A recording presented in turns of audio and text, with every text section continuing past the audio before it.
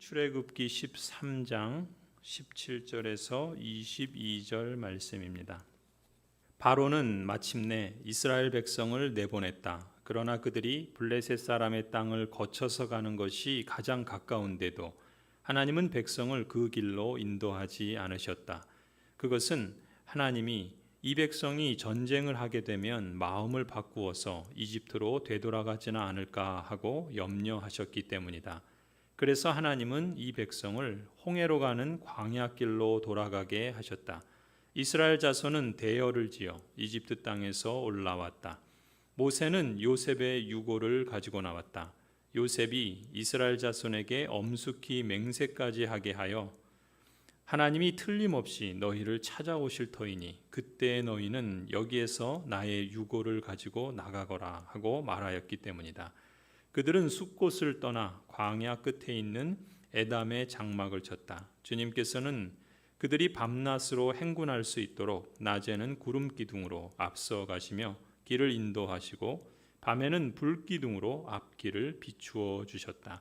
낮에는 구름 기둥, 밤에는 불 기둥이 그 백성 앞을 떠나지 않았다. 아멘. 오늘 출애굽기 13장은 이집트에서 종살이 하던 하나님의 언약 백성들이 이제 해방되어서 새롭게 약속의 땅 가나안을 향해서 나아가는 그 광야의 여정을 시작하는 그런 대목입니다. 13장 17절을 보시면 바로는 마침내 이스라엘 백성을 내보냈다 그렇게 말하죠. 그러나 그들이 블레셋 사람의 땅을 거쳐서 가는 것이 가장 가까운데도 하나님께서는 그 길로 인도하지 않으셨다 그렇게 말해요. 여러분 지도를 한번 보세요. 당시 이집트에서 약속의 땅 가나안으로 가는 길은 세 가지가 있었다 그럽니다. 첫 번째는 여러분 그 지도에 보실 때 맨 위쪽에 있는 그 오렌지색 이 길을 바닷길이라 이렇게 부른다 그래요. 그리고 오늘 그 17절을 보면은 블레셋 사람의 땅을 거쳐서 가는 것. 요게 이제 바닷길입니다. 그러니까 블레셋은 그 지중해 그 해변에 있는 그런 민족들이 사는 지역인데 이 블레셋 사람의 땅을 거쳐서 가는 길, 이 길이 지금 이집트에서 약속의 땅 가나안으로 가는 가장 빠른 길이죠. 그리고 가장 좋은 길이고 편안한 길이라 그래요. 그러니까 이집트의 그 나일강 하류에 지금 이렇게 그 삼각형 강줄기가 있잖아요. 바다로 지중해 저 하늘색이 지중해인데 이거 나일강 삼각주라 그럽니다. 나일강 그 델타 지역이라 그러는데 여기서 지금 그 지중해 쪽을 해변을 따라서 쭉 북상해서 올라가다 보면 블레셋 사람들이 이제 그 해변 지역에 터를 잡고 있고 그리고 더 올라가면 이제 가나안 해안 평야지대로 그렇게 거쳐가게 됩니다. 이것이 당시에는 특히 가장 주요한 무역로이기도 했다 그래요.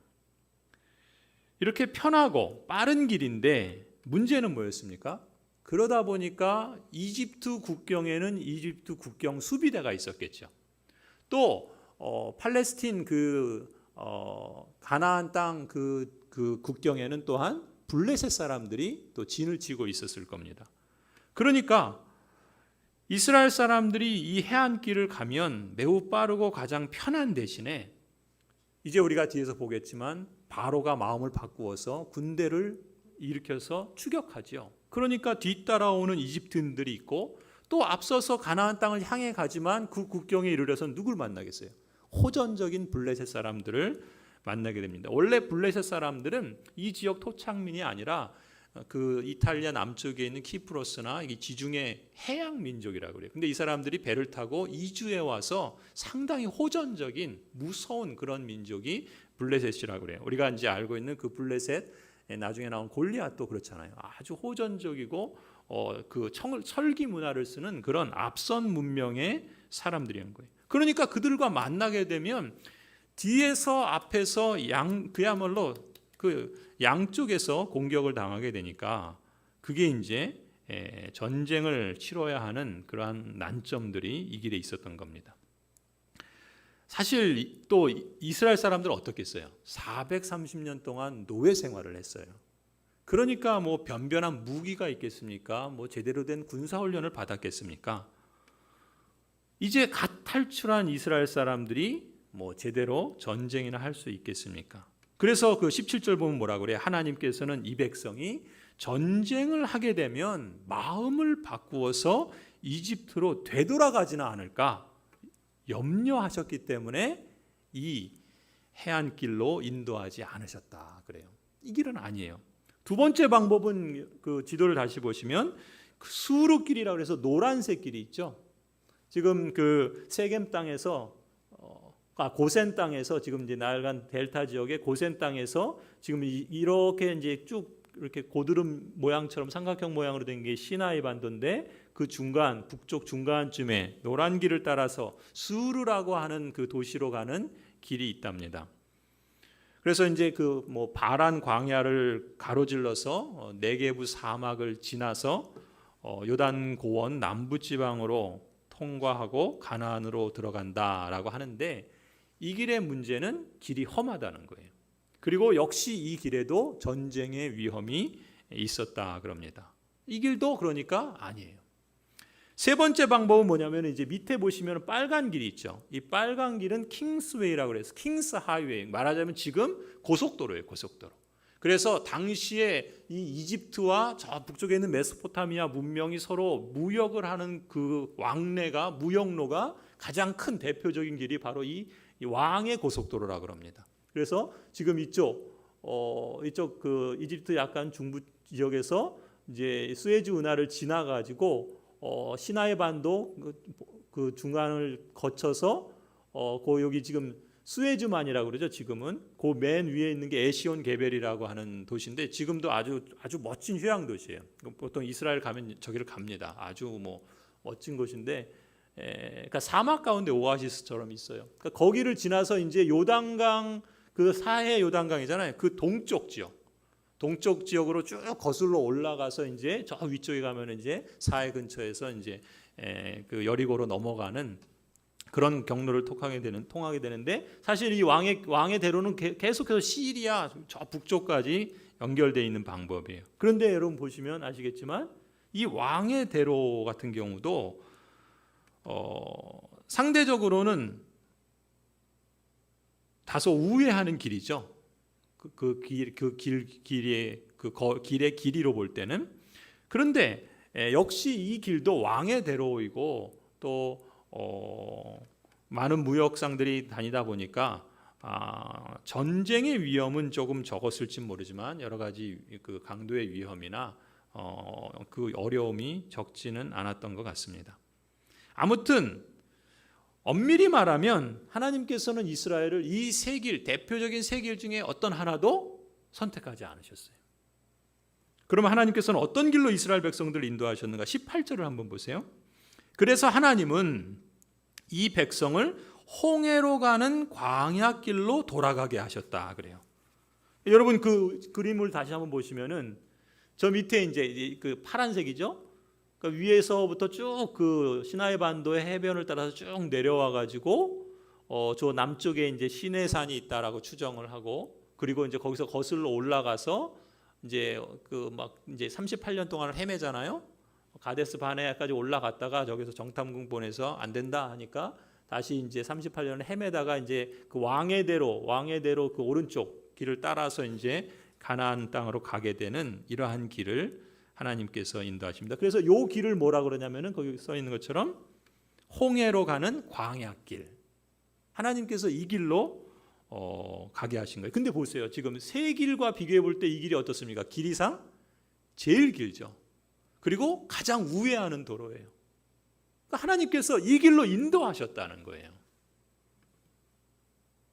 그러니까 지금 하나님께서는 언약 백성을 그토록 사랑하시고 또 10가지 재앙을 일으키시면서 그토록 큰 능력을 베푸시는 분이신데 왜 굳이 하나님은 이스라엘 백성들을 이렇게 멀리 우회해서 가도록 인도하셨을까? 선하신 하나님께서 어떤 의도와 목적이 있지 않으셨겠습니까? 왜냐하면 당시 이 시내반도 이 남쪽 이 남단길은 어떤 민족도 정착하고 있지 않았다 그래요. 그러니까 전쟁의 위험이 적었던 거예요. 앞서 우리 17절에서 본 것처럼 전쟁을 하게 되면 두려워하고 또 그것을 우려해서 다시 이집트 돌아가지 않을까 하나님께서 그런 염려를 하셨다 그랬잖아요. 그러니까 그런 면에서는 조금 이 길이 안전한 길이죠. 그리고 이렇게 완전하게 우회해서 가도록 하신 데에는 이 가나안 그 정복 전쟁을 해야 되잖아요. 그래서 하나님께서 이 이스라엘 백성들에게 이 우회하는 그 기간들을 통해서 우리가 이제 뒤에 성경에서 보는 것처럼 시내산에서 하나님 율법을 주시고 또 하나님의 그 성막을 짓는 방법에 대해서 일러주시고 또 그 성막과 율법은 뭡니까? 하나님의 언약 백성으로서 그들이 누군가라는 것에 대한 정체성을 일러주시는 거죠. 그리고 하나님을 어떻게 기쁘시게 하고 하나님을 예배할 것인가라는 것을 하나님을 만나는 방법에 대해서 일러주시죠. 그리고 이제 거기서 그 12개 지파로 진을 형성하고 또 나아가게 하십니다. 그러면서 하나님께서는 지금 이 기간들을 통해서 가나안 정복 전쟁을 수행할 만큼 이스라엘 백성들의 정체성을 바로 세워주시고 또 그들의 사명이 무엇인가, 우리 출애굽기에서 보는 것처럼 이제 뒤에서 보겠지만 뭡니까? 하나님의 제사장 나라로서 이들을 부르신 거 아니에요? 사명을, 그리고 법과 제도를 갖추도록 준비시키는 거예요. 하나님께서 그런 여러 가지 의도를 가지시고 이스라엘 백성들을 인도하신다는 것이죠. 물론 당시에 이스라엘 언약 백성들은 그것을 다 이해하지는 못했을 거예요. 그렇죠? 그러니까 원망하고 불평하고 또 반역하고 불순종을 거듭하지 않습니까? 애굽으로 돌아가겠다 그러고 또 왜 우리를 여기 이 사막으로 광야로 끌어내서 죽이려고 하느냐 그렇게 말하지 않습니까? 이 이스라엘 언약 백성들의 입장에서는 하나님의 뜻을, 하나님의 의도를 다 이해할 수 없었던 겁니다. 그런데 여러분, 우리가 이 하나님의 인도하심을 통해서 주목할 점은 뭐겠습니까? 하나님께서는 때때로 이스라엘 백성을 이렇게 그들이 이해할 수 없지만 그 하나님은 선하신 의도와 목적을 가지고 그 백성들을 이끌어 가신다라는 사실이죠. 지금 내가 걷는 길이 그럴 수 있어요. 우리가 가고 있는 이 믿음의 길, 하나님을 믿고 신뢰하며 나아가는 길, 또 하나님 나라를 이루어가고 또 하나님의 그 부르신 사명을 우리가 순종으로 응답하며 나아가는 길은 때때로 우리가 생각하고 기대한 것만큼 그렇게 예상한 대로 나오지 않을 때가 있습니다. 전혀 뜻밖의, 전혀 예상치 못한 변수들이 생기고 막히고 또 뭔가 우리를 이렇게 얽어매고 구속하는 그런 상황들도 벌어진단 말이죠. 사실 우리가 가는 길을 다 알지 못합니다. 오늘 우리 찬송한 것처럼 내가 가는 길을 다 모르는 거예요. 내가 어려서 모를 수도 있고 내가 연약해서 그것을 감당할 수 없을 수도 있고 여러 가지 우리의 삶의 여정이 믿음의 길을 걸어가면 걸어갈수록 형통할 것 같은데 형통해요. 형통합니다.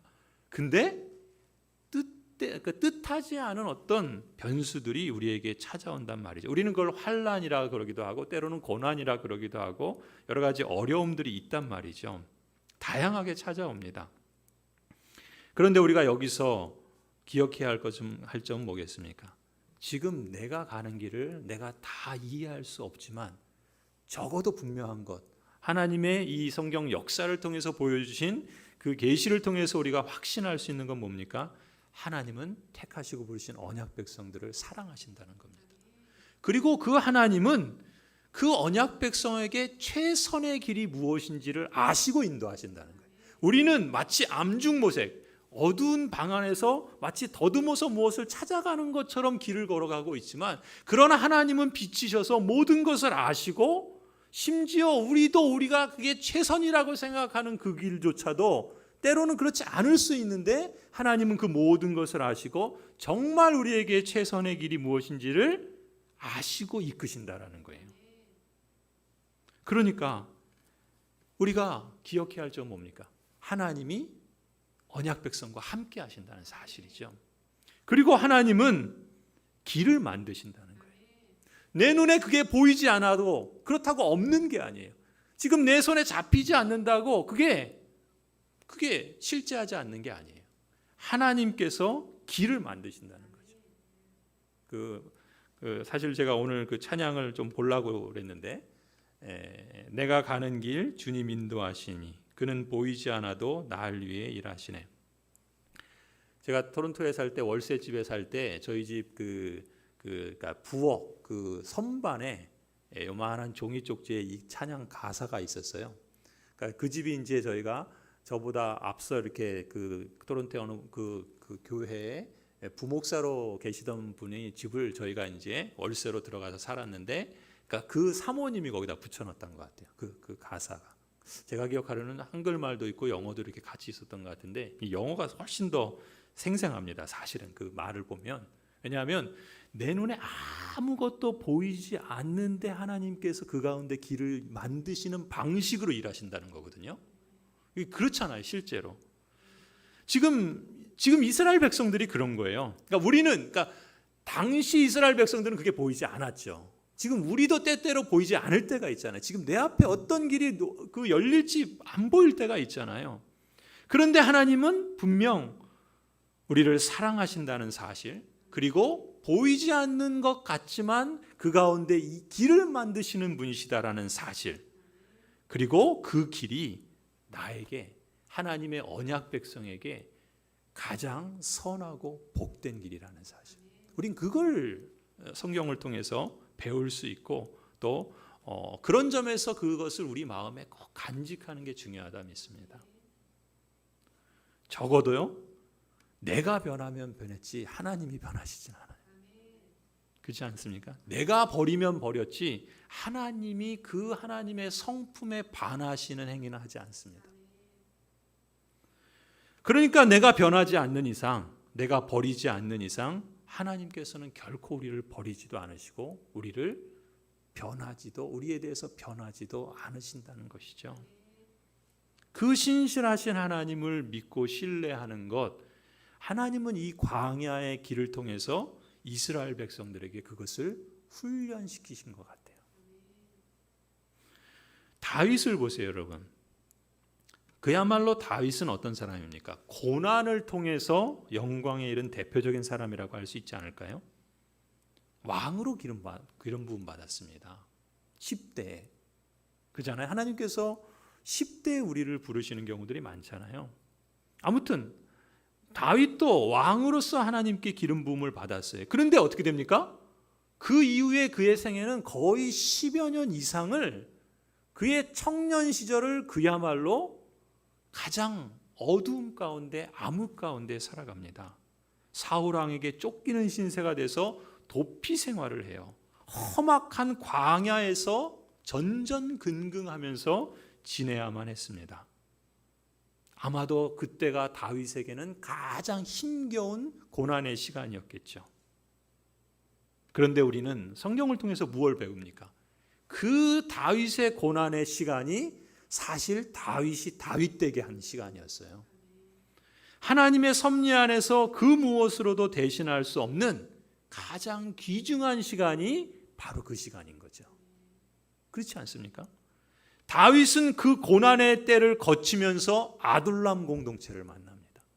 모두가 다 어찌 보면 성경의 표현대로만 비루하고 연약하고 사회적인 약자들로 이루어진 공동체가 아둘람 공동체였습니다. 어쩌면 공동체라고 하기도 어려웠을 거예요. 다 자기 먹고 살기 위해서 바쁘고 어떻게 해서든지 살기 위해서 그렇게 바둥바둥 살아야 하는 그 무리들이 이 다윗이 쫓기면서 고난당할 때 이게 동병상련인지도 모르겠어요. 함께 그 사람들이 모여서 공동체를 만들어갑니다. 세워가는 거예요. 처음부터 그런 공동체가 되지 않았겠죠. 그런데 그 아둘람 공동체를 통해서 어떻게 됩니까? 다윗에게 있어서는 가장 강력한 추종 세력이 돼요. 그러니까 함께 무엇인가를 꿈꾸고 함께 만들어가는 그러한 공동체가 바로 이 고난의 때를 통해서 함께 고생한 그 사람들이 이루어진다라는 것이죠. 그리고 이제 이 고난의 때를 거치면서 다윗은 유다와 온 이스라엘을 다스릴 왕으로서 겸손을 배우게 되죠. 내 힘으로 안 되는 것이 더 많다라는 걸 배우게 됩니다. 그건 뭐예요? 하나님을 철저하게 의지해야만 살 수 있다는 걸 몸으로 배우는 거예요. 하나님을 의지하고 신뢰하는 법을 배웁니다. 시편을 보세요. 거의 절반이 다 다윗의 시예요. 근데 그 시들이 대부분 어디서 기록됩니까? 바로 이 고난의 시기에 이 눈물 젖은 빵을 먹은 사람이 이 뭐가 나오는 거예요. 그렇죠? 고생을 해보고 가난을 겪어보고 고통을 당해보고 어떤 어려움들을 겪어본 사람이 인생이 무엇이구나 조금 알고 더 나아가면 뭡니까? 하나님을 그때 만나야지 자신의 삶의 목표와 인생을 내가 어떻게 살아가야 되겠구나라는 것을 겸손하게 배우지 않습니까? 다윗이 그랬던 거죠. 여러분, 그렇게 이런 믿음의 안목으로 보면은 그렇지 않습니까? 언약 백성으로서 우리에게 찾아오는 고난, 사실 우린 다 그걸 지금은 고난 당할 때는 이해할 수 없습니다. 사실 감당하기도 어려운 때가 많습니다. 그런데 그 주어지는 고난이 적어도 언약 백성들에게 어떤 일도 그냥 우연히 그냥 어찌 하다 보니까 그런 일은 없습니다. 우리는 그걸 믿죠. 하나님이 섭리하시고 역사하신다는 걸 믿습니다. 우리가 다 이해하지 못해서 그렇지. 그런데 분명한 것은 뭐예요? 이렇게 언약 백성으로서 우리에게 주어지는 그 고난이 여러분 꼭 그게 하나님의 징계나 하나님의 저주만은 아니라는 거예요.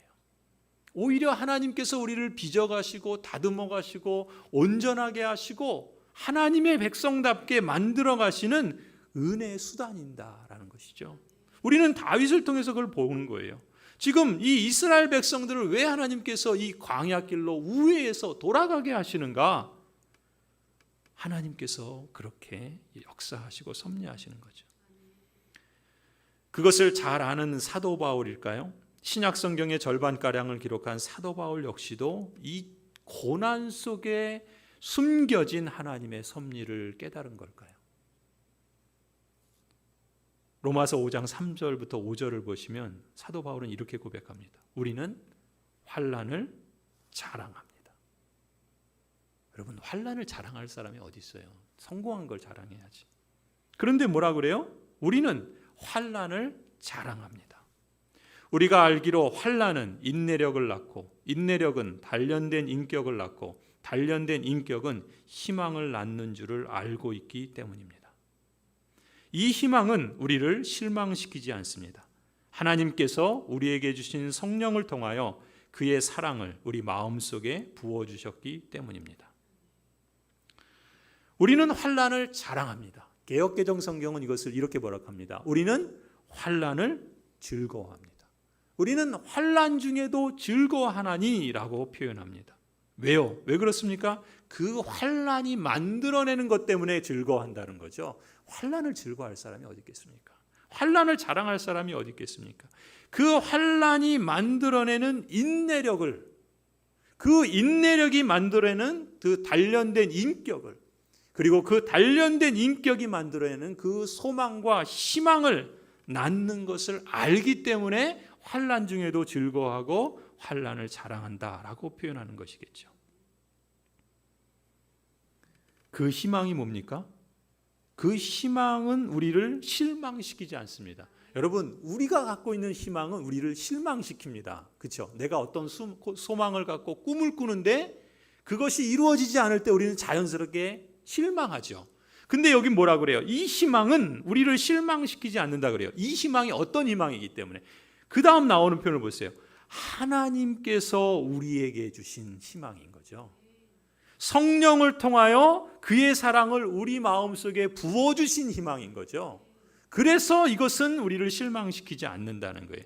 그리고 그 희망이 어디서부터 출발했냐면은 환난으로부터 출발했다는 거예요. 그 환난이 어떻게 해요? 환난을 당하면 우리는 자동적으로 인내하는 걸 배우게 됩니다. 우리가 아프면 어떻게 되죠? 열이 나죠. 왜 열이 납니까? 우리의 고통을 이기는 몸이 하나님께서 그렇게 만드셨대요. 열을 내므로써 그 고통을 이겨가게 하신다는 거예요. 우리 몸에 염증이 생기죠. 염증이 왜 생깁니까? 그 아픈 거를 치료하기 위해서 그 과정들을 막 만드신다는 거예요. 영적으로도 그런 거예요. 고통을 당하고 어려움을 당하면 하나님께서 우리에게 인내하는 힘을 배우게 하시는 거예요. 물론 거기서 꺾이는 경우도 있지만 하나님께서 우리에게 그 인내력을 주시는 거죠. 은혜로운 건 뭡니까? 감당할 시험을 주신다는 거잖아요. 그 인내력이 우리를 어떻게 만들어 갑니까? 인격을 다듬어 가세요. 모나고 거칠고 부딪히는 그런 것들을 마치 돌을 이렇게 정으로 깨어가듯이 둥글고 그렇게 모나지 않게 다듬어 가십니다. 그런 인격들을 통해서 하나님은 그 소망을 우리에게 나아가시는 거죠. 그렇습니다. 하나님께서는 때로 성도를 고난의 길로 인도하십니다. 하지만 그 길은 오히려 우리에게 축복과 영광에 이르도록 인도하신다는 것이죠. 우리가 그것을 기억했으면 좋겠습니다. 성도 여러분, 그런 점에서 우리가 어떤 고난 당할 때 성경이 말씀하는 것처럼 낙담하거나 좌절하지 마십시다. 오히려 그 고난을 통해서 우리에게 더 큰 축복을 더하실 하나님을 바라보십시다. 믿음과 인내로 그 고난을 견디어 가십시다. 하나님께서는 우리로 하여금 이 모든 고난을 능히 이기게 하실 뿐만 아니라 마침내는 우리가 상상할 수조차 없었던 우리를 만들어내실 겁니다. 그걸 꿈꾸는 거예요. 내가 나 된 것이 내게 있는 능력이 아니라 하나님께서 나에게 그렇게 만드셨다라는 그런 고백을 우리도 해보자고요. 상상할 수조차 없었던 크고 놀라운 축복과 영광을 누리게 하실 줄 믿습니다. 여러분 한번 지난 날의 여러분의 신앙의 모습과 지금 여러분의 신앙의 모습을 한번 검토해 보세요. 내 안에 하나님께서 그렇게 빚어가시고 또 만들어 가셨던 흔적들이 있지 않습니까? 그게 사실은 정상적인 성장의 모습인 거예요. 그것이 우리가 앞으로 더욱더 추구해야 될 그런 영적 성장의 모습이라고 믿습니다. 여러분 계속해서 19절을 한번 보시면 여기에 흥미로운 구절이 또 나옵니다. 모세는 요셉의 유고를 가지고 나왔다. 요셉이 이스라엘 자손에게 엄숙히 맹세까지 하게 하며 하나님이 틀림없이 너희를 찾아오실 터이니 그때 너희는 여기에서 나의 유고를 가지고 나가거라 하고 말하였기 때문이다. 모세가 출애굽할 때 뭘 가지고 나왔다고요? 요셉의 유고를 가지고 나왔습니다. 여러분 요셉은 모세로 볼 때 적어도 한 400년 전의 사람이에요. 지금 우리로 따지면 이순신 장군 정도의 그때쯤입니다. 상당한 기간이죠. 그런데 모세가 유독 요셉의 유고를 가지고 나왔다 그래요. 창세기 50장을 한번 보시면 요셉의 유언이 나옵니다. 24절부터 보시면요. 요셉이 자기 친족들에게 말하였다. 나는 곧 죽는다. 그러나 하나님께서 반드시 너희를 돌보시고 너희를 이 땅에서 인도하여 내셔서 아브라함과 이삭과 야곱에게 맹세하신 땅에 이르게 하실 것이다. 그럼 요셉을 보세요. 어떤 믿음의 내용을 갖고 있습니까? 믿음의 내용이 중요해요. 어떤 믿음의 내용이죠? 하나님께서 반드시 너희를 돌보시고 이 땅 이집트에서 인도하여 내셔서 아브라함과 이삭과 야곱 우리 조상들에게 언약으로 약속하신 아니 맹세하신 그 땅에 이르게 하실 것이다 라고 하는 믿음의 내용을 갖고 있습니다. 요셉은 진짜 믿은 거예요. 그렇죠?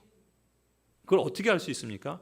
그 다음 믿음이 어떻게 그의 삶에 영향을 끼치는가를 보세요. 25절 요셉은 이스라엘 자손에게 맹세를 시키면서 지시합니다. 뭐라고요? 하나님께서 반드시 너희를 돌보실 날이 온다. 그때 너희는 내 뼈를 이곳에서 이집트 땅에서 옮겨서 그리로 약속의 땅 가나안으로 가지고 가라. 이렇게 유언을 한 거예요. 그래서 26절 요셉이 110살에 세상을 떠나니 사람들은 그의 시신에 방부제 향재료를 넣은 다음에 이집트에서 그를 입관하였다. 요셉이 죽었습니다. 그리고 이집트 장례 방식으로 아마도 그 미라를 만든다 그러죠. 그런 방식으로 이렇게 장례까지 치렀어요. 근데 보세요. 요셉이 뭐라 그럽니까? 유언을 하는 거예요. 그죠? 맹세를 시키면서 일렀습니다.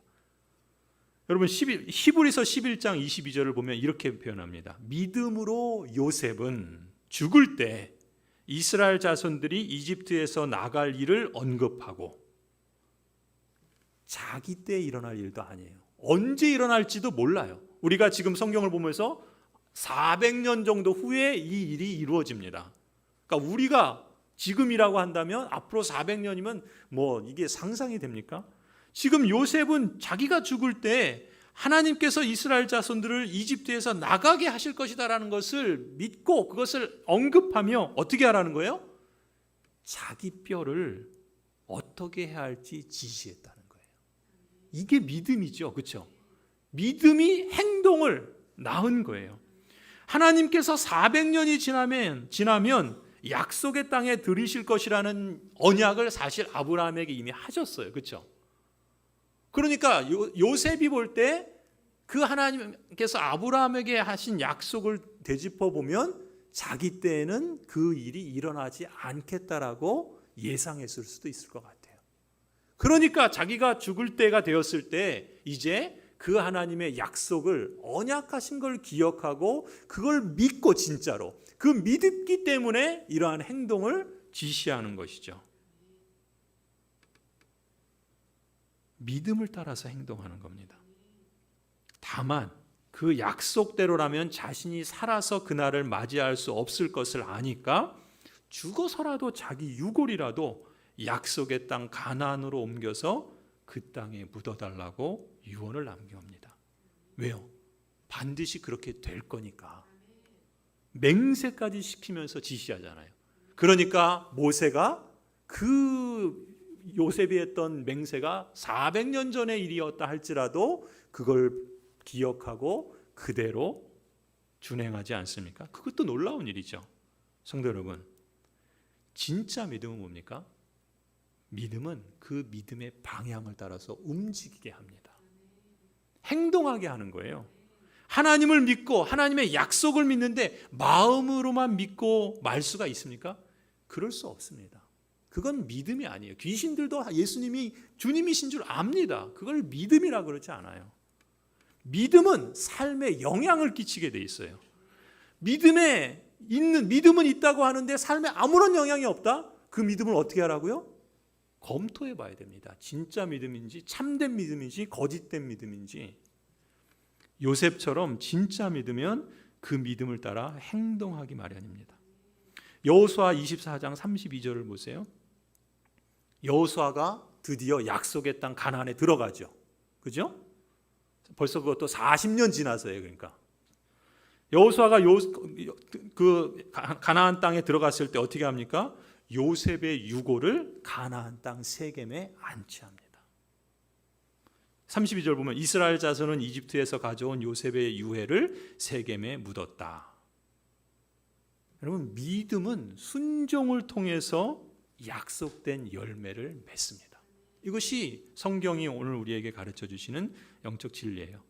오늘 우리 새벽기도 일용할 양식에서도 제가 강조한 것처럼 하나님께서 언약하신 약속을 받들어 믿고 믿음으로 순종하면 하나님께서 주시겠다고 약속하신 축복의 열매를 맺게 해주십니다. 그것이 하나님의 그 언약의 신실하심인 거예요.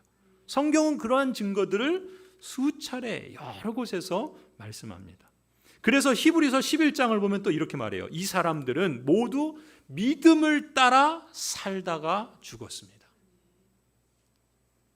그들은 약속하신 것을 받지는 못했지만 그것을 멀리서 바라보고 반겼으며 땅에서는 길손과 나그네 신세임을 고백하였습니다. 이런 말을 하는 사람들은 자기네가 고향을 찾고 있다는 것을 나타내는 것입니다. 무슨 얘기예요, 성도 여러분? 이 믿음의 선배들은 믿음을 따라 살고 믿음을 따라 죽었다는 거예요. 그런데 약속하신 것을 받지 못했습니다.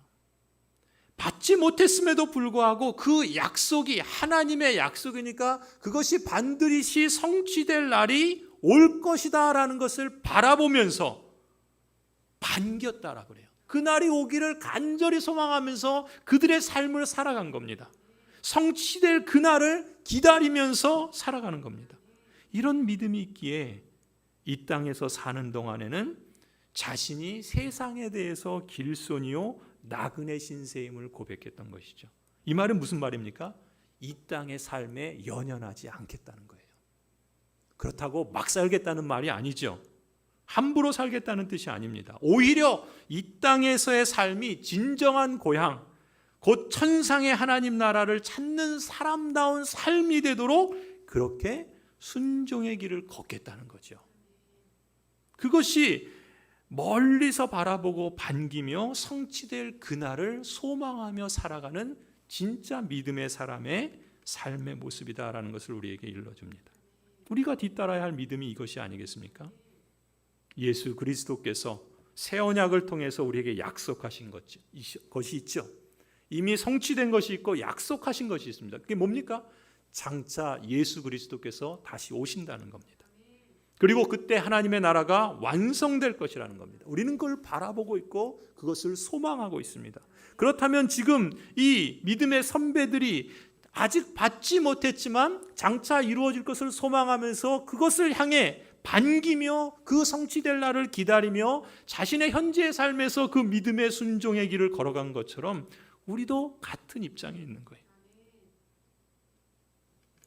이 소망을 확고히 붙잡고 있기에 이 땅에서의 삶에 연연하지 않고 동시에 천상의 하나님 나라를 찾는 사람답게 교회의 사람으로서 위에서 부르신 그 부름의 상을 위해 하나님께서 우리에게 상 주십니다. 그 부름의 상을 위해서 이 땅에서 맡기신 사명과 소명을 최선을 다해 이루어가며 감사의 응답으로 하나님을 영화롭게 하는 삶, 이것이 믿음으로 순종의 삶을 살아가는 것이라 믿습니다.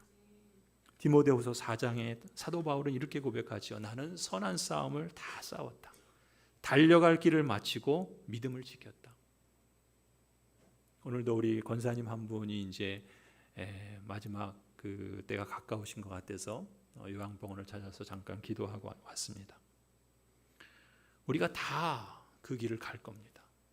언제인지 모르지만 우리가 바라기는 그날이 오기 전에 주님께서 오시면 더 좋겠지만 그러지 않을 수도 있어요. 그때 그날이 언제인지 모르지만 우리는 이런 고백을 하면 참 좋지 않을까 싶습니다. 우리 자신이 나는 선한 싸움을 다 싸웠다. 믿음을 지켰다. 달려갈 길을 마쳤다. 이제는 나를 위하여 의의 면류관이 마련되어 있으므로 의로운 재판장이신 주님께서 그날에 그것을 나에게 주실 것이며 나에게만이 아니라 주님께서 나타나시기를 사모하는 모든 사람에게 주실 것이다. 여러분, 우리가 이 믿음의 길을 걸어갔으면 좋겠습니다. 사도 바울의 고백처럼 우리도 이 고백에 걸맞는 삶을 살아내고자 혼신의 힘을 다하며 다름질해야 할 줄로 믿습니다. 언약에 신실하신 하나님께서는 우리의 소망을 결코 부끄럽게 하지 않으실 겁니다. 반드시 우리에게 영광의 면류관을 씌워줄 줄로 믿습니다. 여러분, 그 길의 끝에서 하나님께서 역사하실 뿐만 아니라 또 이 길의 과정에서 하나님은 분명 여러분과 함께 해주실 줄을 믿습니다. 오늘 본문 21절 22절을 한번 보세요. 주님께서는 그들이 밤낮으로 행군할 수 있도록 낮에는 구름기둥으로 앞서가시며 길을 인도하시고 밤에는 불기둥으로 앞길을 비추어 주셨다. 낮에는 구름기둥, 밤에는 불기둥이 그 백성 앞을 떠나지 않았다. 주님께서 낮에는 구름기둥으로 밤에는 불기둥으로 이스라엘 백성들을 인도하셨습니다. 시편 105편에 보면은 그는 구름을 펼치셔서 덮개로 삼으시고 불로 밤길을 밝혀주셨다 말씀해요. 구름기둥은 뭐예요? 구름기둥은 단지 위로만 쭉 올라간 기둥이 아니라는 거예요. 이스라엘 한 200~300만 정도 된다 그러잖아요. 그렇죠? 수많은 이스라엘 백성 전체를 덮어서 그 사막의 그 광야의 뜨거운 태양빛을 차단할 수 있을 만큼 넓은 그런 기둥이라고 상상할 수 있지 않겠습니까? 그 불기둥도 마찬가지예요. 이스라엘 전체를 비출 수 있을 만큼 찬란하고 광명한 그런 빛이라는 것이죠. 그 구름 기둥이, 그 불기둥이 이스라엘 언약 백성들을 인도하십니다. 그럼 뭐라 그럽니까? 구름 기둥 불기둥이 그 백성 앞을 떠나지 않았다 그래요. 무슨 얘기입니까? 구름 기둥 불기둥이 이스라엘 뒤에서 쫓아가거나 옆에서 따라간 것이 아니라는 거예요. 그 백성 앞에서 인도했다라고 표현합니다. 이 말은 무슨 얘기입니까? 이스라엘 백성들은 하나님이 인도하시는 대로 뒤따라가기만 하면 돼요.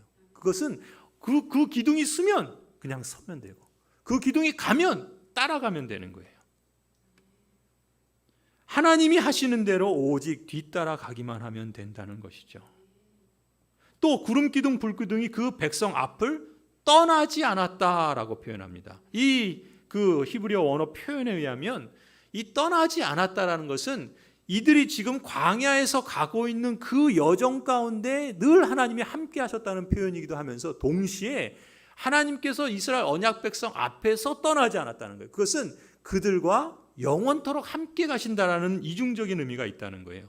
무슨 얘기입니까? 실제로도 보면 하나님께서는 이 언약 백성들을 출애굽하실 때에도 함께 하셨을 뿐만 아니라 가나안 땅에 들어갈 때까지 단 한순간도 그들을 떠나지 않고 인도하셨지 않습니까? 성경이 우리에게 그걸 증언하고 있습니다. 그렇다면 하나님께서는 아무리 지금 가장 그 우회하는 길, 그리고 멀리 돌아가는 길, 광야의 그 척박한 물도 없고 먹을 것도 없는 그런 길을 나아가도록 인도하셨다 할지라도 그 열악한 환경 속에서 오히려 하나님의 강하심, 그들을 매일마다 먹여주잖아요. 매일마다 마시게 하시잖아요. 결코 신발이 해지 않도록, 옷이 닳지 않도록 매일같이 그들을 인도하시는 하나님이시지 않습니까? 자기 백성을 완전하게 보호하시는 거예요. 이스라엘이 아무런 생존의 능력도 없었던 한 무리의 노예들에 불과했습니다. 히브리 노예들의 노래가 그런 거잖아요. 목동들에 불과했습니다. 피라미드를 만들고 세우는 노동자들에 불과했습니다. 그야말로 그런 연약한 존재들인데 하나님께서 불기둥과 구름 기둥으로 함께 하시면서 이들의 인도자가 되어주셨기 때문에 사실 이스라엘은 아무 걱정 없이 광야길을 나설 수 있었다 볼 수 있죠. 여러분, 이 말씀을 통해서 우리에게 무엇을 말씀하겠습니까?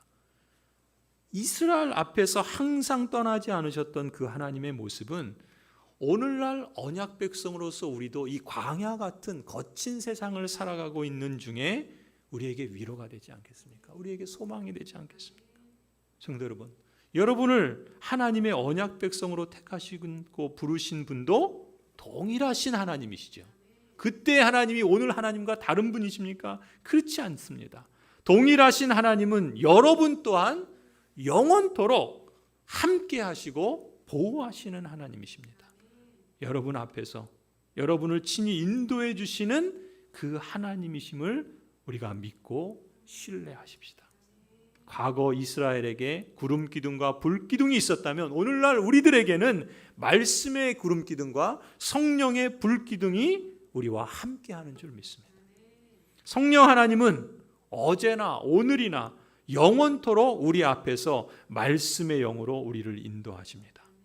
그리고 우리 믿음의 창시자이신 예수 그리스도, 그리고 우리 믿음의 완성자이신 예수 그리스도께서 임마누엘로 우리와 늘 함께 하십니다. 그러므로 우리는 그분만 따라가면 온전케 되는 겁니다. 이 세상 것에 한눈을 팔지 말고 예수 그리스도를 바라보면서 성령 하나님께 무시로 기도하면서 말씀의 진리를 굳게 붙잡고 하나님이 약속하신 언약의 내용을 내 믿음의 내용으로 삼아서 인내하면서 예수님이 그러신 것처럼, 예수님은 어떻게 하셨습니까? 히브리서 12장에 보면 앞에 있는 기쁨과 영광을 내다보시면서 하나님의 아들이신 그리스도께서도 순종함을 배워서 영광에 이르렀다 말씀하지 않습니까? 우리 앞에 놓여 있는 그 기쁨, 그 영광, 그것이 확실하다라고 믿는다면 우리는 그것을 표대로 삼고 계속해서 앞으로 나아가야 할 줄로 믿습니다. 그러면 하나님께서 우리를 안전하게 지키시고 보호하실 것입니다. 확고하고 또 온전하게 그 나라에 들어가게 하실 줄로 믿습니다. 성도 여러분, 우리를 사랑하시는 하나님, 은혜로 영원한 위로와 선한 소망을 주시는 하나님, 우리 아버지와 우리 주 예수 그리스도께서 친히 여러분의 마음을 격려해 주시고 모든 선한 일에 선한 말에 굳세게 해 주시기를 간절히 축원합니다. 기도하시겠습니다. 하나님, 우리에게 선하시고 은혜로우시며 전능하시고 완전하신 하나님이 계심을 감사합니다. 우리의 믿음을 시작하시고 그 여정을 함께 하시며 약속하신 그 하나님 나라의 완성의 날에 우리를 그곳에 서게 하실 줄 믿습니다. 그 믿음을 우리가 붙잡고 그것을 우리 믿음의 내용으로 삼기에 오늘 살아가는 이 삶의 여정을 하나님께 의탁합니다. 우리가 때로 이해할 수 없는 일들이 벌어집니다. 우리가 감당하기에 버겁고 힘겨운 일들이 일어납니다. 그러나 그때 우리가 당황하고 또 두려워할지라도 그러나 우리와 함께 하시고 우리 앞서 행하시며 우리의 길을 지키시고 인도하시는 성령 하나님과 예수 그리스도께서 우리의 주님 되시고 보혜사 되심을 우리가 늘 잊지 않게 하여 주옵소서. 이 믿음의 길을 걸어가고 있는 주의 백성들을 주께서 붙들어 주시고 담대하게 그러나 겸손하게 주님의 뒤를 뒤따르며 하나님 이 순종의 길을 걸어갈 때 하나님께서 이루실 그 영광된 나라, 우리에게 허락하실 그 복된 기쁨을 내다보며 반기며 우리도 믿음의 경주를 계속할 수 있도록 성령 하나님 오늘도 주의 백성들을 지켜주시고 인도하여 주시고 새 힘을 주시며 주님의 교회를 통하여 하나님의 놀라운 은혜의 역사들을 펼쳐 주시옵소서. 예수 그리스도의 이름으로 기도드리옵나이다. 아멘. 찬송가 384장 함께 찬송합니다.